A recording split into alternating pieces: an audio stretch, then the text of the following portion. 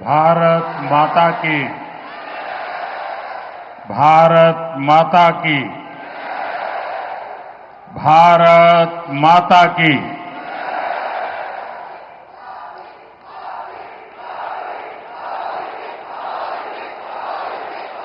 વટપણથી જાય છે તમે.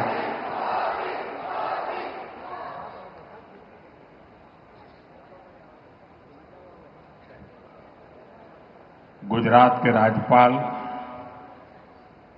श्रीमान आचार्य देवव्रत जी, यहां के लोकप्रिय मुख्यमंत्री भूपेंद्र भाई पटेल, केंद्रीय मंत्रिमंडल में मेरे साथी सीआर पाटिल, गुजरात सरकार के सभी मंत्रीगण, अहमदाबाद की मेयर प्रतिभा जी,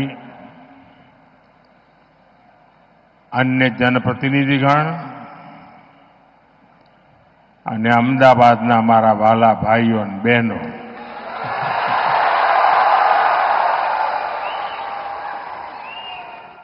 આજે તો તમે રંગ રાખ્યો છે હો.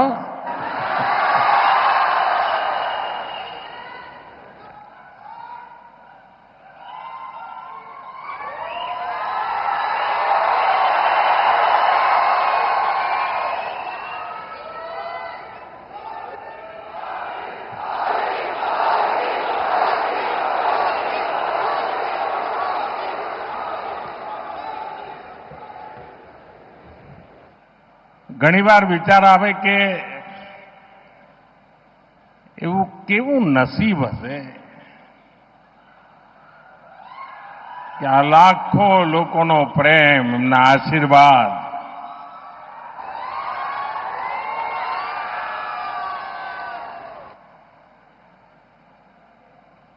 હું આપ સૌનો જેટલો આભાર માનું એટલો ઓછો છે.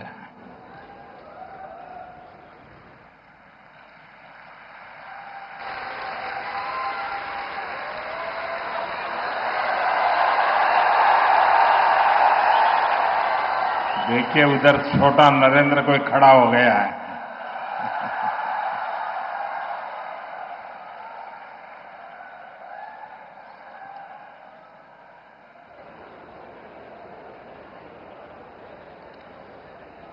साथियों, इस समय देश भर में गणेश उत्सव का एक अद्भुत उत्साह है. गणपति बापा के आशीर्वाद से आज गुजरात के विकास से जुड़ी अनेक परियोजनाओं का भी श्री गणेश हुआ है.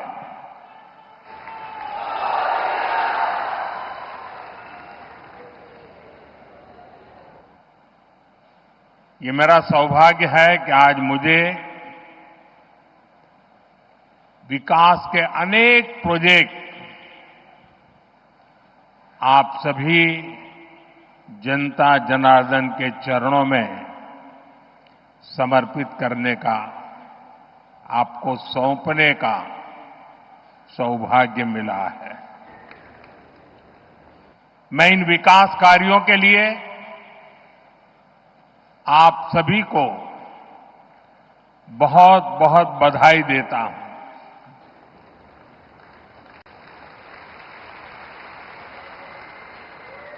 साथियों, मानसून के इस सीजन में गुजरात में भी, गुजरात की ये धरती दो मोहन की धरती है.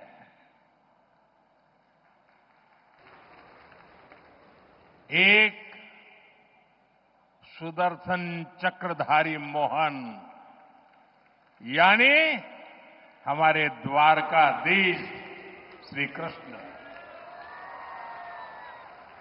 और दूसरे चरखाधारी मोहन यानी साबरमती के संत पूज्य बापू। भारत आज इन दोनों के दिखाए रास्ते पर चलकर के निरंतर सशक्त होता जा रहा है। सुदर्शन चक्रधारी मोहन ने हमें सिखाया है कि देश की, समाज की रक्षा कैसे करते हैं। उन्होंने सुदर्शन चक्र को न्याय और सुरक्षा का कवच बनाया, जो दुश्मन को पाताल में भी खोज कर सजा देता है। और यही भाव आज भारत के फैसलों में भी देश अनुभव कर रहा है। देश नहीं, दुनिया अनुभव कर रही है।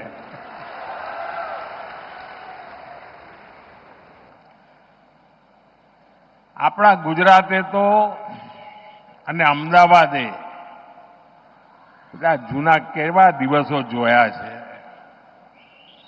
જ્યારે હુલ્લડબાજો, ચક્કા ચલાવનારાઓ પતંગમાં લડાઈ કરીને લોકોને ઢાળી દે, કર્ફ્યુમાં જીવન ગુજારવું પડે, વાર તહેવારે અમદાવાદની ધરતી રક્ત રંજીત થઈ જતી હતી। आतताइयों, ये हमारा खून बहाते थे। और दिल्ली में बैठी कांग्रेस सरकार कुछ नहीं करती थी।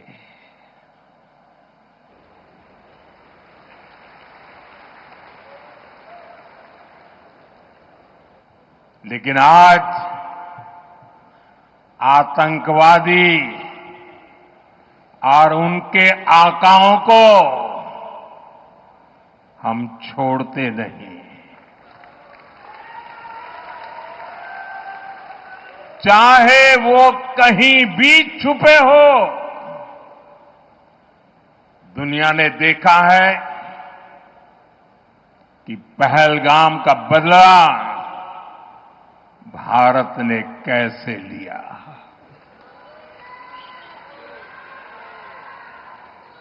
बावीस मिनिट में બધું સફા ચટ કરી નાખ્યું।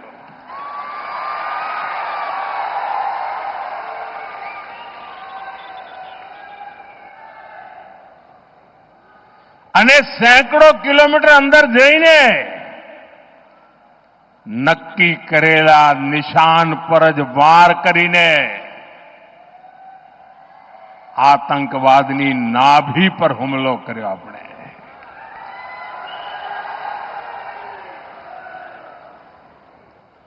ऑपरेशन सिंदूर हमारी सेना के शौर्य और सुदर्शन चक्रधारी मोहन के भारत की इच्छा शक्ति का प्रतीक बन गया है। साथियों, चरखाधारी मोहन हमारे पूज्य बापू ने भारत की समृद्धि का रास्ता स्वदेशी में बताया था।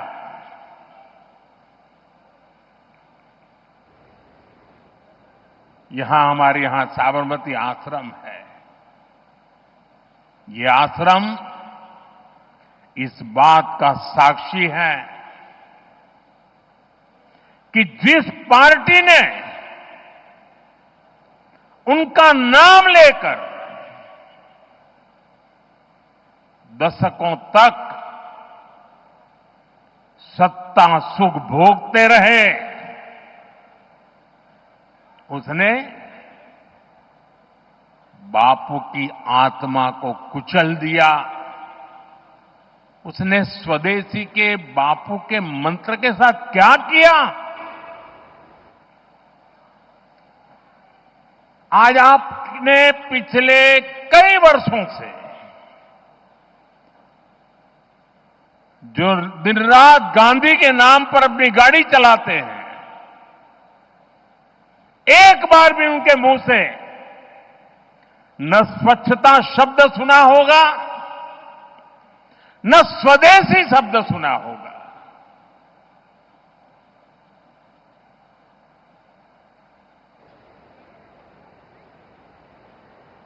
ये देश समझ ही नहीं पा रहा है कि उनकी समझ को क्या हुआ है।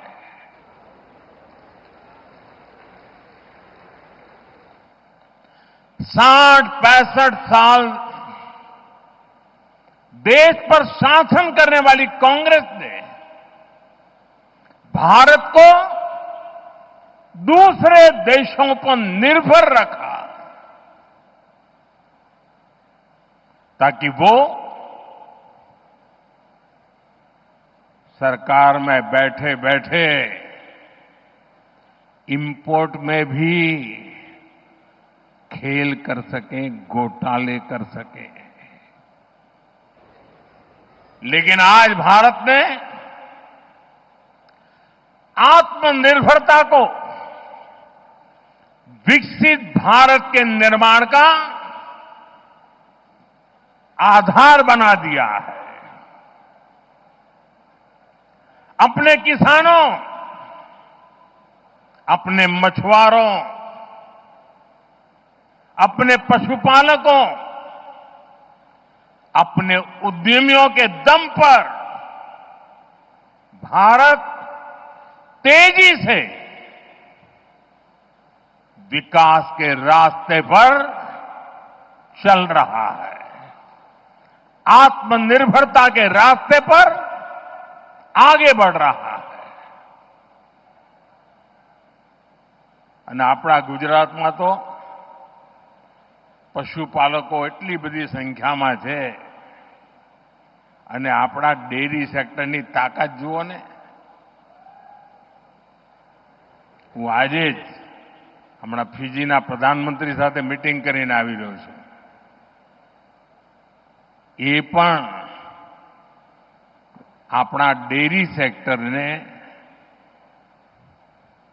આપણી કોઓપરેટિવ મૂવમેન્ટને ખૂબ આદરપૂર્વક વર્ણન કરીને કહેતા હતા કે મારા દેશમાં પણ કંઈક આવું થાય। સાથીઓ, આપણા પશુપાલકોએ અને પશુપાલનમાં તો ગુજરાતમાં બહેનોનું સૌથી મોટું યોગદાન હોય છે। આ બહેનોએ પશુપાલન કરીને આપણા ડેરી સેક્ટરને મજબૂત બનાવ્યું, આત્મનિર્ભર બનાવ્યું અને આજે ચારે તરફ એના જયગાન ચાલી રહ્યા છે। लेकिन साथियों, आप सभी आज दुनिया में आर्थिक स्वार्थ वाली राजनीति सब कोई अपना करने में लगा है,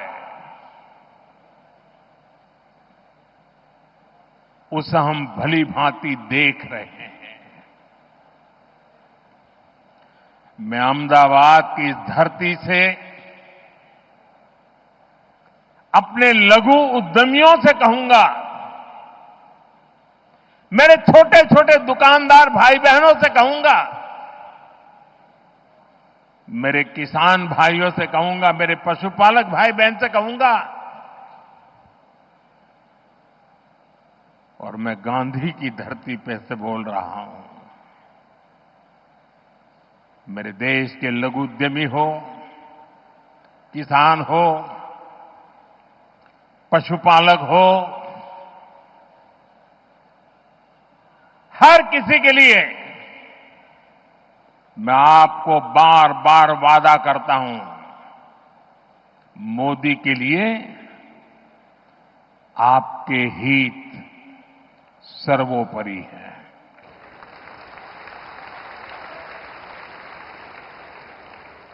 मेरी सरकार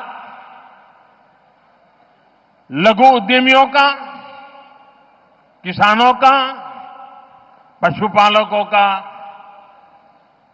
कभी भी अहित नहीं होने देंगी। दबाव कितना ही क्यों ना आए, हम झेलने की अपनी ताकत बढ़ाते जाएंगे।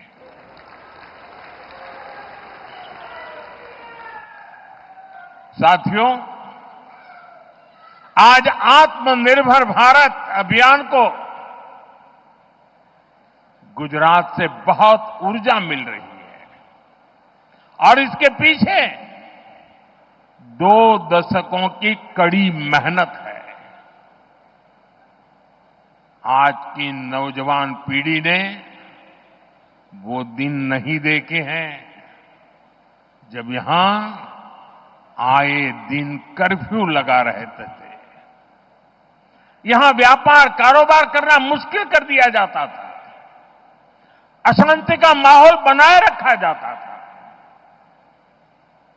लेकिन आज अहमदाबाद देश के सबसे सुरक्षित शहरों में से एक है और ये आप सभी ने करके दिखाया है। साथियों, गुजरात में शांति और सुरक्षा का जो ये वातावरण बना है, इसके सुखद परिणाम हम चारों तरफ देख रहे हैं। आज हर प्रकार की इंडस्ट्री का विस्तार गुजरात की धरती पर हो रहा है। पूरा गुजरात ये देखकर गर्व करता है कि कैसे हमारा राज्य मैन्युफैक्चरिंग हब बन गया है। તમને ખબર હશે, તમારામાંથી જે વડીલ ભાઈ બહેનો હશે, જ્યારે ગુજરાતને અલગ થવાનું એક આંદોલન ચાલતું હતું, મહાગુજરાત આંદોલન, ત્યારે અનેક લોકો આપણને કે તમારા ગુજરાત જુદું કરીને શું કરશો, ભૂખે મરશો, એવું કે તમારી પાસે છે શું? न कोई खनिज છે, न 12 બહુ નદીઓ છે, 10 વર્ષમાં 7 વર્ષ દુકાળ પડે છે, ન ખાણ ખનીજ હોય, ન કોઈ એવા ઉદ્યોગ ધંધા હોય, ખેતી ના હોય અને ઓછામાં પૂરું અહીંયા રણ હોય અને પેલી બાજુ પાકિસ્તાન હોય. કરશો શું એવું કહેતા? મીઠા સિવાય તમારી પાસે છે શું એવું કહેતા? મજાક ઉડાવતા. પરંતુ ગુજરાતને માથે જ્યારે જવાબદારી આવી કે હવે આપણે આપણા પગ ઉપર ઉભા રહેવાનું છે, આ ગુજરાતના લોકોએ પાછી પાની કરી નહીં અને આજે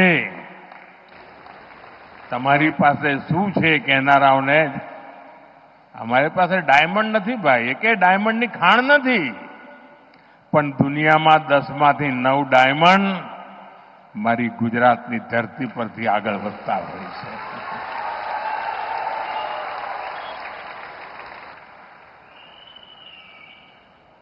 साथियों, कुछ महीने पहले मैं दाहोद में आया था. वहां की रेल फैक्ट्री में ताकतवर इलेक्ट्रिक लोकोमोटिव इंजन बन रहे हैं. आज गुजरात में बने मेट्रो कोच दूसरे देशों को एक्सपोर्ट हो रहे हैं. इसके अलावा मोटरसाइकिल हो, कार हो, गुजरात में बहुत बड़ी संख्या में उसका प्रोडक्शन हो रहा है, मैन्युफैक्चरिंग हो रहा है।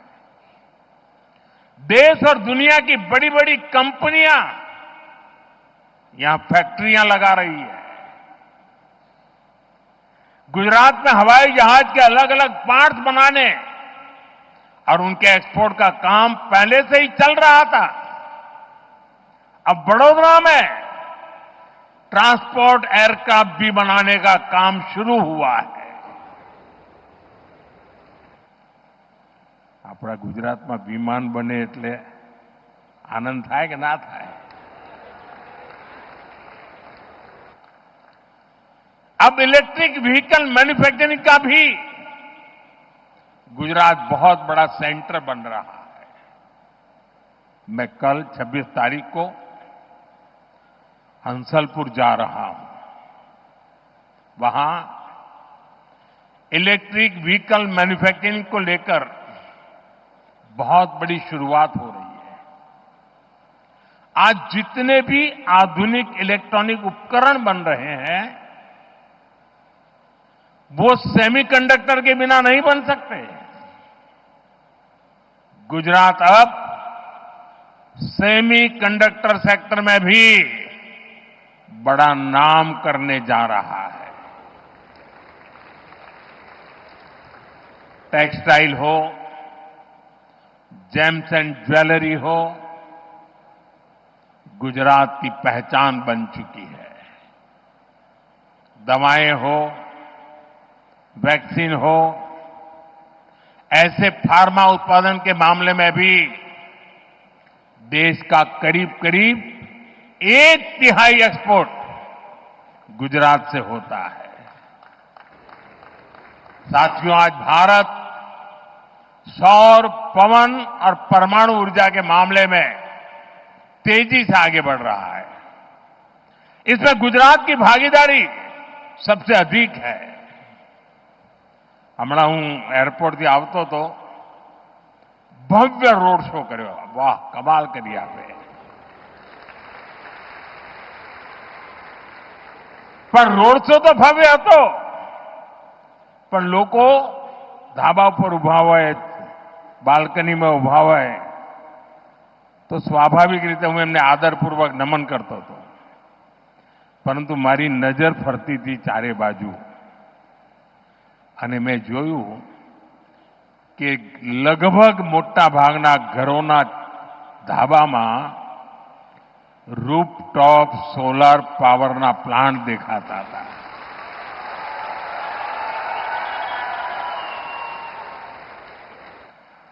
गुजरात ग्रीन एनर्जी और पेट्रोकेमिकल्स का भी एक बड़ा केंद्र बनता जा रहा है। गुजरात देश की पेट्रोकेमिकल जरूरतों को पूरा करने में भी बड़ी भूमिका निभा रहा है। जो हमारा प्लास्टिक उद्योग है, सिंथेटिक फाइबर है, फर्टिलाइजर है, दवाएं हैं, पेंट इंडस्ट्री है, कॉस्मेटिक्स है, इनका सबसे बड़ा आधार पेट्रोकेमिकल सेक्टर ही है। गुजरात में पुराने उद्योगों का विस्तार हो रहा है।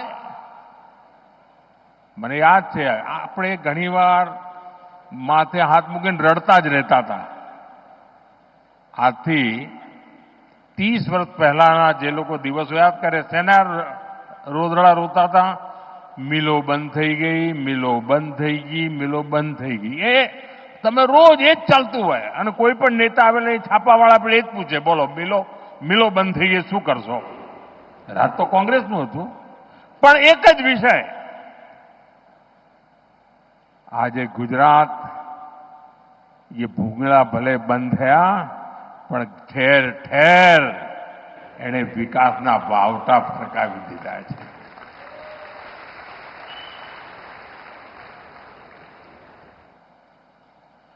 नए उद्योगों की नींव रखी जा रही है और ये सारे प्रयास आत्मनिर्भर भारत को मजबूत कर रहे हैं। इससे गुजरात के युवाओं के लिए रोजगार के लगातार अवसर बन रहे हैं। साथियों, उद्योग हो, खेती किसानी हो या फिर टूरिज्म हो, इनके लिए बेहतरीन कनेक्टिविटी बहुत जरूरी है। बीते 20-25 साल में गुजरात की कनेक्टिविटी का कायाकल्प हो चुका है। आज भी यहां रोड और रेल से जुड़े अनेक प्रोजेक्ट्स का शिलान्यास और लोकार्पण किया गया है। सर्कुलर रोड यानी सरदार पटेल रिंग रोड अब और चौड़ी हो रही है। अब ये 6 लेन की चौड़ी सड़क बन रही है। इससे शहर के सबसे भीड़भाड़ वाले इलाकों में ट्रैफिक जाम की समस्या कम होगी। इसी तरह विरमगाम खुदड़ रामपुरा रोड, उसको चौड़ा होने से यहां के किसानों को, उद्योगों को सुविधा मिलेगी। ये जो नए अंडरपास है, रेलवे ओवरब्रिज है, ये शहर की कनेक्टिविटी को और बेहतर बनाएंगे। साथियों, एक समय था जब लाल रंग की पुरानी बसें ही चला करती थी। लाल बस, क्या जैसो तो लाल बस में। लेकिन आज यहां बीआरटीएस जनमार्ग और एसी इलेक्ट्रिक बसें नई सुविधाएं दे रही है।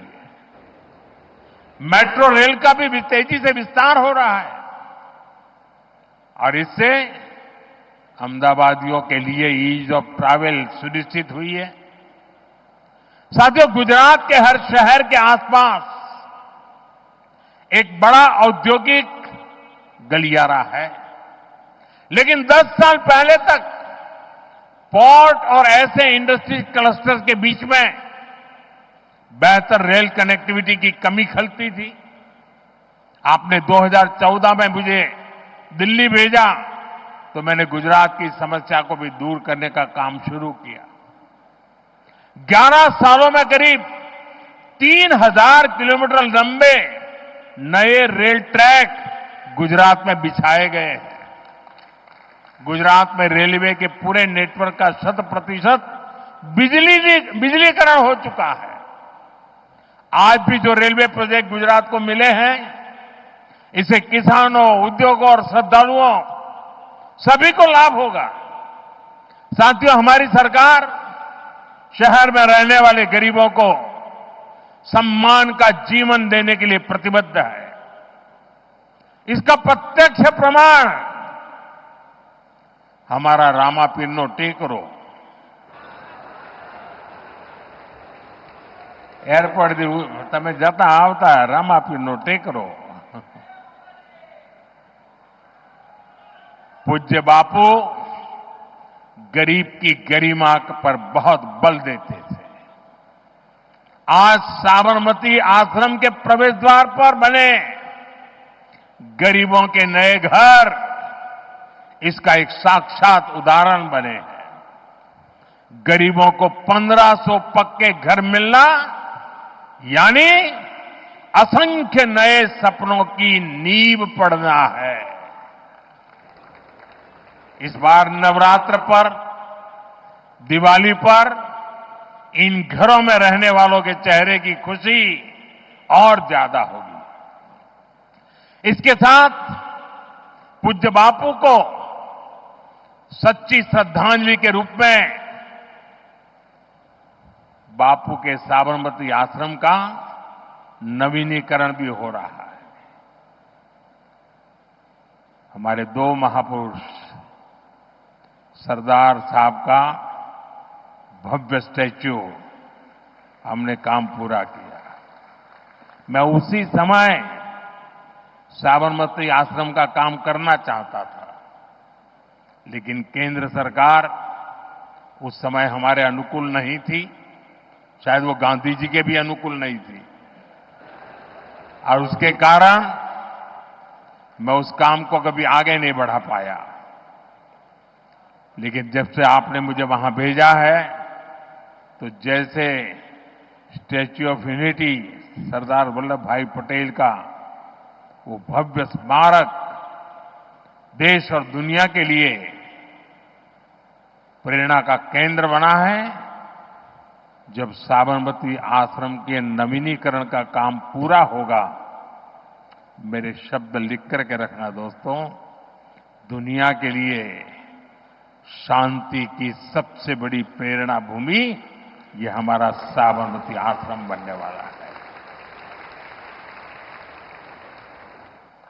साथियों, हमारे श्रमिक परिवारों को बेहतर जीवन मिले, ये हमारा मिशन रहा है। इसलिए कई साल पहले हमने गुजरात में झुग्गी वालों के लिए पक्की गेटेड सोसाइटी बनाने का बीड़ा उठाया। बीते सालों में गुजरात में झुग्गियों की जगह मकान बनाने के ऐसे अनेक प्रोजेक्ट किए गए हैं और यह अभियान लगातार जारी है। साथियों, जिसको किसी ने नहीं पूछा, जिसको किसी ने नहीं पूछा,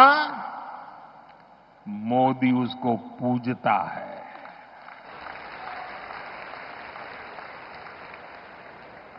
मैंने इस बार लाल किले से कहा था,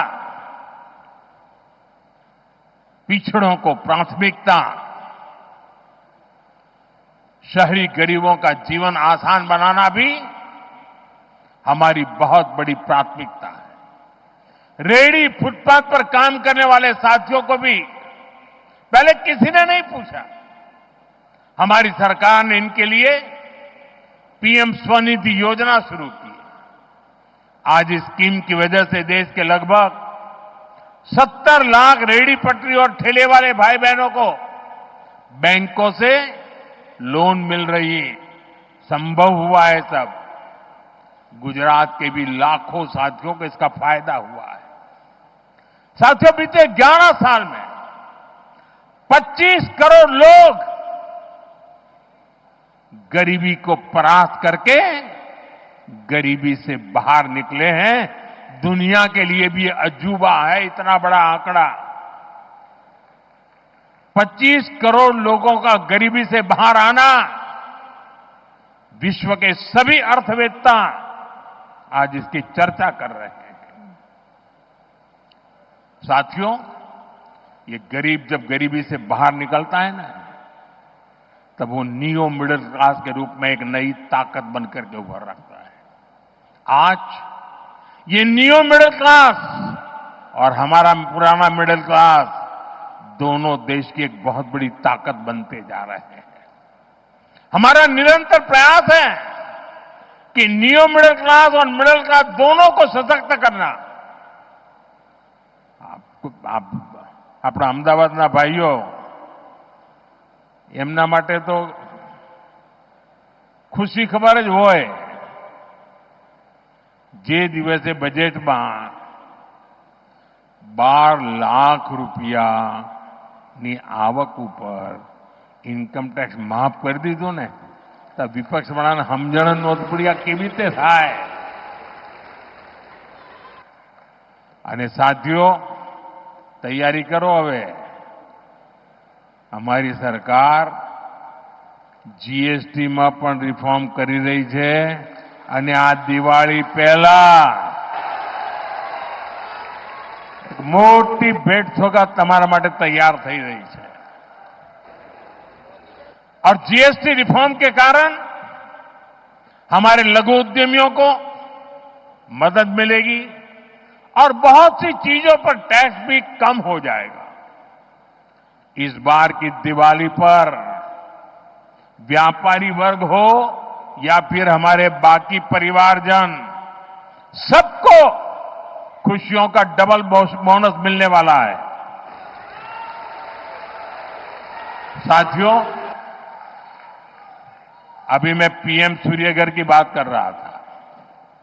अब पीएम सूर्यघर मुफ्त बिजली योजना से हम बिजली बिल जीरो कर रहे हैं। गुजरात में अभी तक इस स्कीम से करीब 6 लाख परिवार जुड़ चुके हैं। इन परिवारों को सरकार की तरफ से अकेले गुजरात में ही 3,000 करोड़ रुपए से अधिक दिए गए हैं। इससे अब उनको हर महीने बिजली बिल में बड़ी बचत हो रही है। साथियों, अहमदाबाद शहर आज सपनों और संकल्पों का शहर बन रहा है। लेकिन एक समय था जब लोग अहमदाबाद को गर्दाबाद कहकर मजाक उड़ाते थे। चारों तरफ उड़ती धूल, मिट्टी, कूड़े कचरे के ढेर, यही शहर का दुर्भाग्य बन गया था। मुझे खुशी है कि आज स्वच्छता के मामले में अहमदाबाद देश में नाम कमा रहा है। ये हर अहमदाबादी के सहयोग से संभव हो पाया है। लेकिन साथियों, ये स्वच्छता आ स्वच्छताનું અભિયાન એક દિવસનું નથી। એ પેઢી દર પેઢી રોજે રોજ કરવાનું કામ છે। स्वच्छता ये स्वभाव बनाવીએ તો જ ધાર્યું પરિણામ મેળવી શકીએ।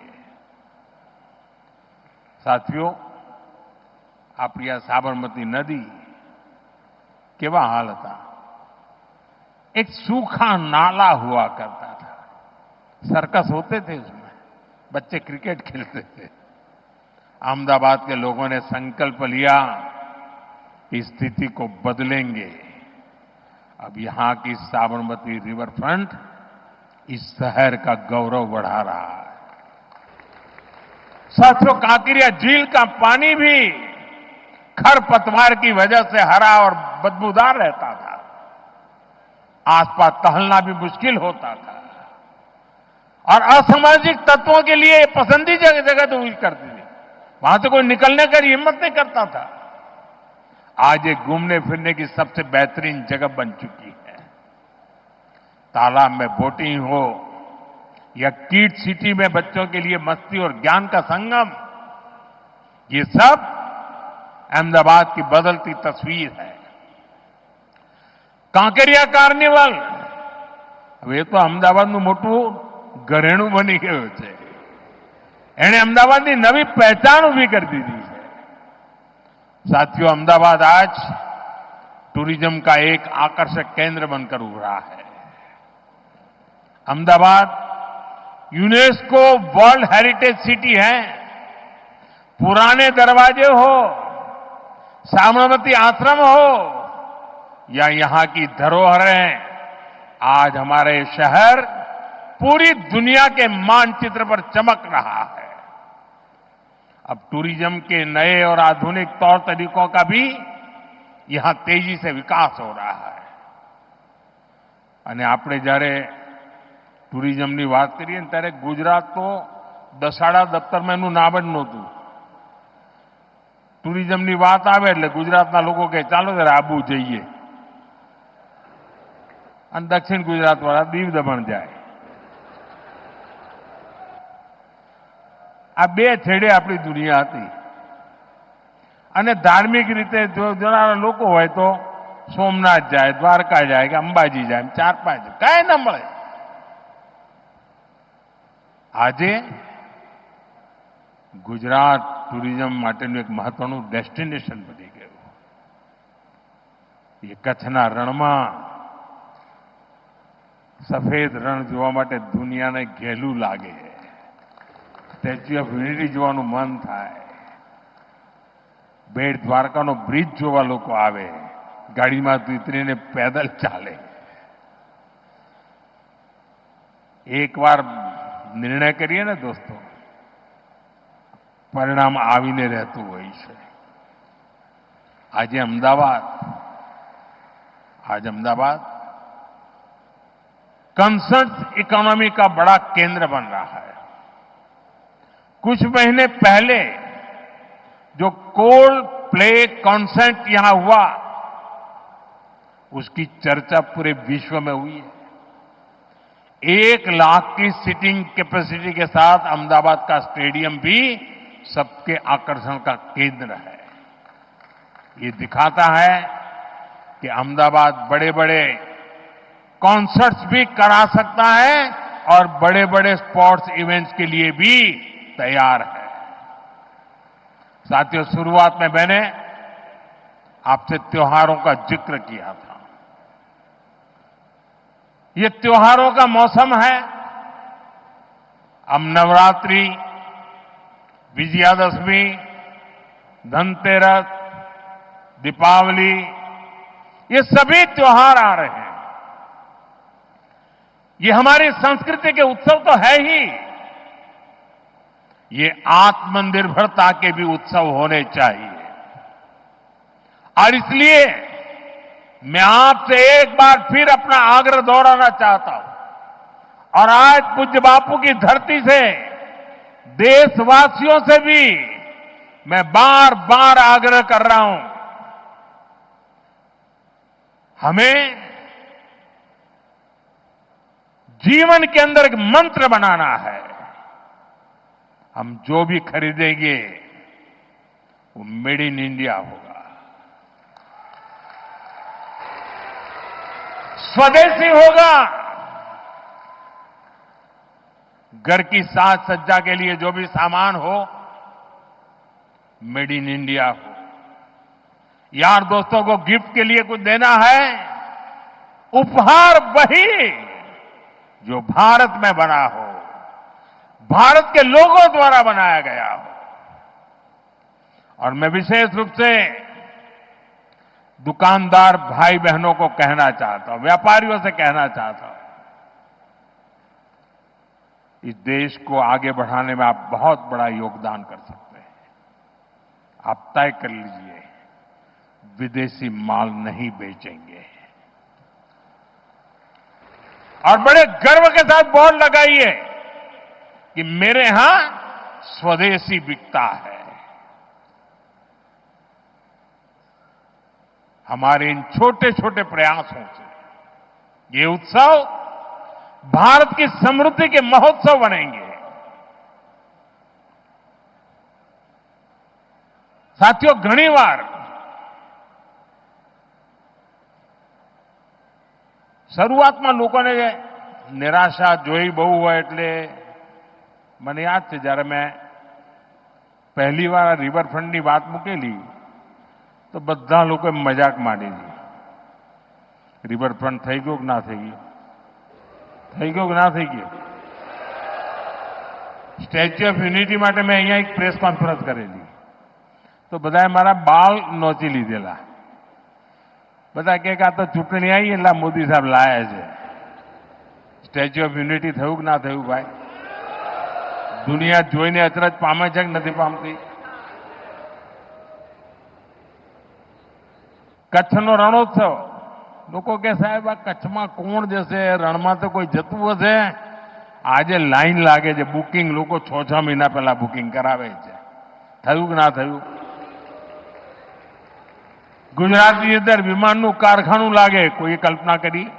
મને યાદ છે જ્યારે મેં ગિફ્ટ સિટીની કલ્પના મૂકી હતી ત્યારે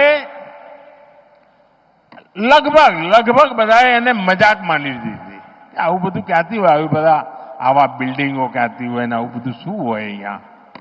આજે ગિફ્ટ સિટી દેશની સૌથી મોટી ગૌરવ ગાથા લખી રહ્યું છે। અને આ બધી બાબતો હું તમને એટલા માટે યાદ કરાવું છું, તમે બારીકીથી જોશો આ દેશના સામર્થ્યની જો તમે પૂજા કરો તો તમારા સંકલ્પને દેશવાસીઓ ક્યારે નિષ્ફળ નથી જવા દેતા। દેશવાસીઓ લોહી પાણી એક કરી દેતા હોય છે।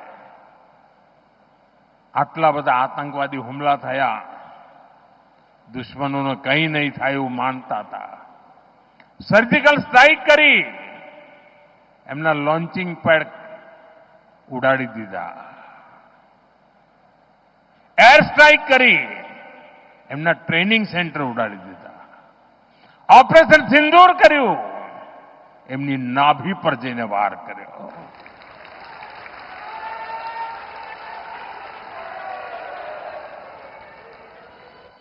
ચંદ્રયાન શિવશક્તિ પોઈન્ટ જ્યાં કોઈ નહીં ગયું ત્યાં ભારતનો તિરંગો ઝંડો પહોંચી ગયો. ઇન્ટરનેશનલ સ્પેસ સેન્ટર પર શુભાંશુ શુક્લ જઈને આવ્યા અને હવે ગગનયાનની તૈયારી ચાલી રહી છે. આપણું પોતાનું સ્પેસ સ્ટેશન બને એ દિશામાં કામ ચાલી રહ્યું છે. साथियों एक एक घटनाओं કહે છે कि अगर संकल्प लइए, संकल्प के प्रति श्रद्धा होय, समर्पण होय तो जनता जनार्दन જે ઈશ્વરનું રૂપ છે એના આશીર્વાદ પણ મળતા હોય છે, એનો સાથ મળતો હોય છે. અને એ જ વિશ્વાસથી હું કહું છું આ દેશ આત્મનિર્ભર બનીને રહેશે. આ દેશનો પ્રત્યેક નાગરિક વોકલ ફોર લોકલનો વાહક બનશે. આ દેશનો પ્રત્યેક નાગરિક સ્વદેશીના મંત્રને જીવી જાણશે અને પછી આપણને ક્યારેય ઓશિયાળા થવાનો વારો નહીં આવે. દોસ્તો, જ્યારે કોવિડની સ્થિતિ હતી, ભૂતકાળ કહેતો કોઈ જગ્યાએ વેક્સિન બન્યું હોય તો આપણા દેશમાં આવતા 40-40 વર્ષ લાગી જતા હતા. લોકો કહેતા હતા કોવિડમાં થશે શું? અરે આ દેશે નક્કી કર્યું, વેક્સિન પોતાની બનાવી દીધી અને દેશના 140 કરોડ સુધી વેક્સિન પહોંચાડી દીધી. આ દેશનું સામર્થ્ય છે. એ સામર્થ્યના ભરોસે હું ગુજરાતના મારા સાથીઓને કહું છું કે આપે મને જે શિક્ષણ આપ્યું છે ને, આપે મારું જે ઘડતર કર્યું છે ને, આપે મારામાં જે જોમ ભર્યું છે, જે ઉર્જા ભરી છે, 2047 દેશ જ્યારે આઝાદીના 100 વર્ષ મનાવતો હશે, આ દેશ વિકસિત ભારત બનીને રહ્યો હશે.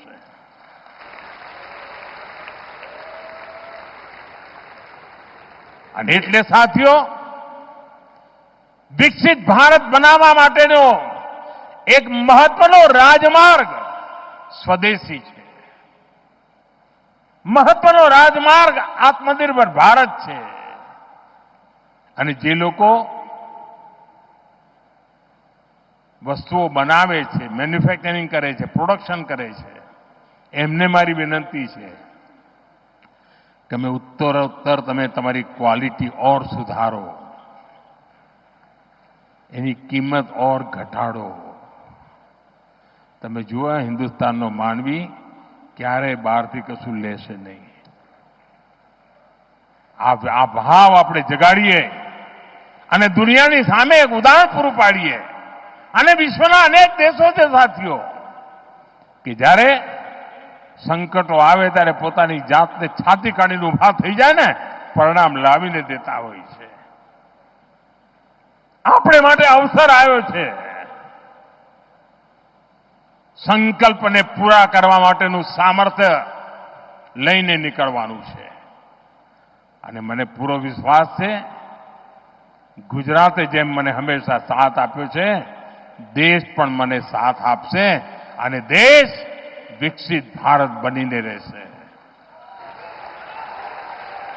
આપ સૌને વિકાસની અનમોલ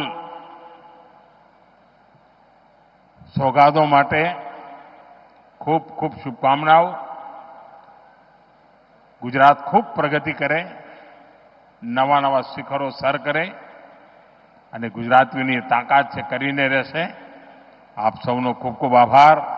મારી સાથે પૂરી તાકાતથી બોલીએ, ભારત માતા કી, ભારત માતા કી, ભારત માતા કી. ધન્યવાદ.